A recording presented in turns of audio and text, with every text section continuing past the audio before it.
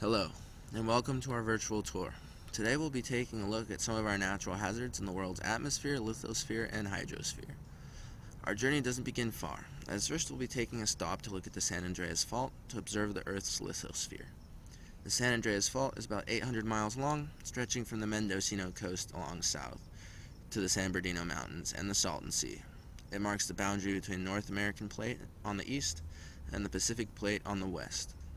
Geologists divide the fault into northern and southern segments, separated in the middle by a curiously quiet portion that creeps.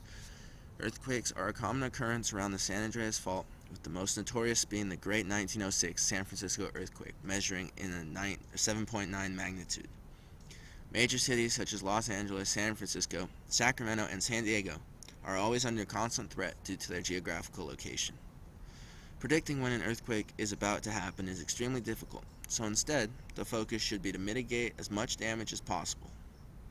In California, newly constructed buildings require specific tests to ensure that buildings can adequately withstand seismic forces up to a 7.0 magnitude. As we journey down south across the border, we'll be observing the atmosphere by taking a stop into the capital of Mexico, Mexico City. Mexico, being located between the Pacific Ocean and the Gulf of Mexico, makes it extremely prone to large instances of rainfall, with seasons generally running from May through October each year, sometimes spilling over into November. Temperatures during the rainy season can be uncomfortably hot and humid, especially in the early months, with rain expected to happen nearly every day. Cool ocean currents from the Gulf of Mexico mixed with warm air from mountainous regions create cold fronts that travel into the cities to create thunderstorms.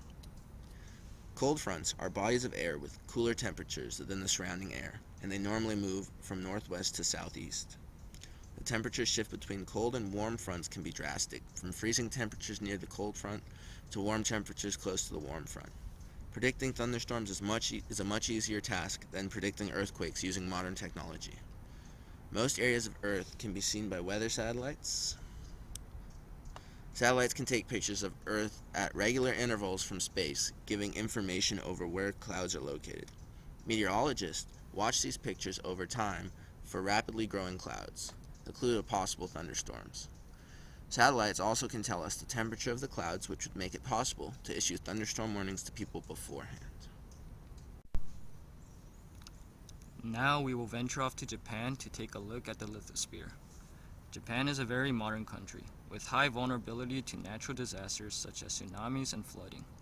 In late June through mid-July 2018, successive heavy downpours in southwestern Japan resulted in widespread, devastating floods and mud flows. The recent rainfall was unprecedented, and disaster experts said torrential rains are becoming much more frequent, possibly due to global warming. Japan, one of the most seismically active places in the world, has stressed earthquake preparedness and regulations to make buildings quake-proof, but has done less about potential flood disasters. More than 8 million people were advised or urged to evacuate across 23 prefectures. The Japanese government recently spent billions on an underground system to control water around the capital city of Tokyo in an effort to ease growing concerns due to high incidence of flooding. And now we will venture back home to California. We hope that you are able to learn a thing or two from this virtual tour. Thank you for joining us.